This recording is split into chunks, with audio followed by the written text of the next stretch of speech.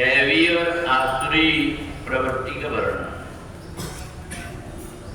दैवी संपद विमोक्षाय निबद्धाय आसुरीमता मां सचा संपदम देवी अभिजातोषि पांडव। भगवान कहते हैं, हे अर्जुन, दो प्रकार की प्रवृत्ति है, एक देवी प्रवृत्ति और एक आसुरी प्रवृत्ति। दोनों में अंतर एक है कि जो दैवी प्रवृत्ति वाला होता है वो दयालु होता है।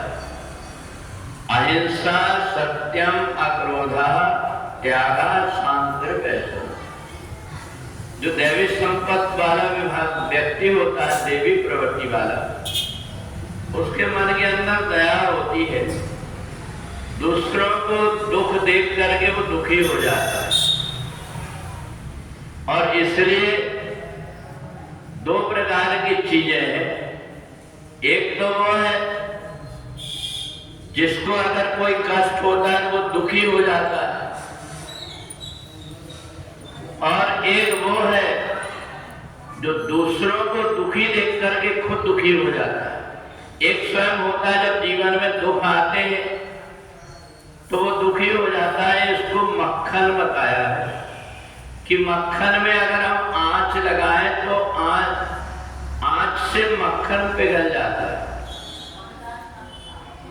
तो जिसको कष्ट हुआ है उसके अंदर तो स्वभाव उसका बदले, ये तो सामान्य बात है। परंतु एक बात और है कि अपने दुख से व्यक्ति दुखी हो जाता है, अलग बात। पर दूसरों को दुखी देख करके जिसका मन दुखी हो जाता है उसको सज्जन कहा गया है। निज परिताप द्रवै नवनीता, पर दुख द्रवै तो संत पुनीता। खुद के दुख से जैसे मक्खन को हम अग्नि लगाते हैं तो वो पिघल जाता है, परंतु एक दूसरा होता है सज्जन व्यक्ति जो बिना आंच लगे उसका जीवन में सब प्रकार की प्रसन्नता, सब प्रकार से वो सुखी है, परंतु दूसरों को दुखी देख करके उसका मन भी दुखी हो जाता है। और इसलिए यही प्रवृत्ति को भगवान ने बताया है। ये दैवी प्रवृत्ति है कि हमारे व्यवहार से, हमारी वाणी से किसी व्यक्ति को कष्ट न हो, ये दैवी स्वभाव। और दूसरा होता है आसुरी स्वभाव। आसुरी स्वभाव वाला व्यक्ति अपने स्वार्थ में लगा रहता है।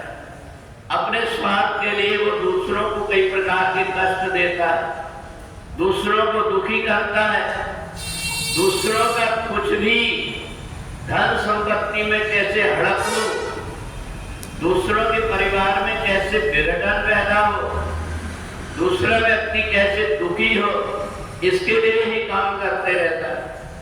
तो इसलिए दोनों में अंतर है और दोनों की रास्ता जाने की भी इसी संसार में अलग अलग हो जाती है। दैवी संपद विमोक्षा है। जो देवी स्वभाव का व्यक्ति है, शरीर छोड़ करके वो जाके परमात्मा में मिल जाता है, जन्म मरण में नहीं पड़ना पड़ता। परंतु निबंधाय आसुरी मता, आसुरी स्वभाव वाला व्यक्ति अपने स्वभाव के कारण देवता भी उसको अपने लोक में नहीं ले जाते, परमात्मा भी अलग कर देते हैं। तो इसलिए वो आसुरी स्वभाव वाला जो व्यक्ति है वो इसे 84 लाख जन्मों में फिर भटकते रहता है। और इसलिए 15वें अध्याय में भगवान ने पुरुषोत्तम बताया, धीरे धीरे स्वभाव को अपना परमात्मा से जोड़ करके अपनी प्रवृत्ति को बदल लिया। वो दैवी स्वभाव का व्यक्ति होता है। अगर वो देर हो गई उसको आने में और उसके कान में अगर कुछ सुनाई देता है तो उसको याद है तो वहीं से दोहराना शुरू कर देता है। जहाँ कहीं कोई कीर्तन होता है, कहीं भी बैठा हो व्यक्ति वहां ताली बजा करके और गाने लगता है। ये दैवी स्वभाव का होता है। और जिस व्यक्ति की ऐसी आदत बन गई, जो नित्य प्रति स्वाध्याय कर रहा है, गीता का पाठ कर रहा है, उसको गीता की पुस्तक देखना भी उसे याद हो गया है, वो चाहे जहां रहे उसके मन में आता है कि ये आवाज जो आ रही है गीता की आवाज, ये गीता के शब्द है, और इसलिए जहां पर वो है वहीं पर दोहराने लगता है। तो इससे बढ़कर के क्या होगा कि जिसके हृदय के अंदर गीता के शब्द बैठ गए हों, जिसकी बुद्धि में हमेशा भगवान की वाणी गूंज रही हो, उन व्यक्ति के जीवन में अपने आप ही उसकी मुक्ति हो जाती है। उसकी मुक्ति के लिए उसको कोई प्रयत्न नहीं करना पड़ता। तो इसलिए दोनों प्रकार के जो व्यक्ति हैं, दोनों का स्वभाव अलग है। एक व्यक्ति अपने हृदय के अंदर परमात्मा की वाणी को, परमात्मा के नाम को बिठा लेता है, और एक व्यक्ति अपने हृदय के अंदर दूसरों के प्रति ईर्ष्या, द्वेष, चुगली, ये सारी बातें करके, दूसरों की बुराई करके और अपने आप के जीवन को नरक बना देता है। इसी को भगवान ने देवता और आसुरी प्रवृत्ति बताया है।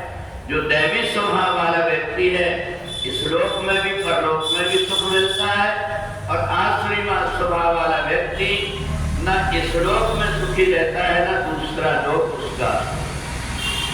बोले वृंदावन बिहारी लाल की जय।